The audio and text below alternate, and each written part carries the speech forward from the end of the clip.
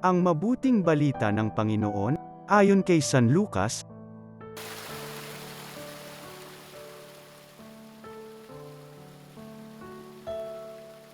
Noong panahong iyon, samantalang nanggigilalas ang mga tao sa lahat ng ginawa ni Jesus, sinabi niya sa kanyang mga alagad, "Tandaan ninyo itong sasabihin ko, ipagkakanulo ang anak ng tao." Ngunit hindi nila ito naunawaan, pagkat inilingid ito sa kanila.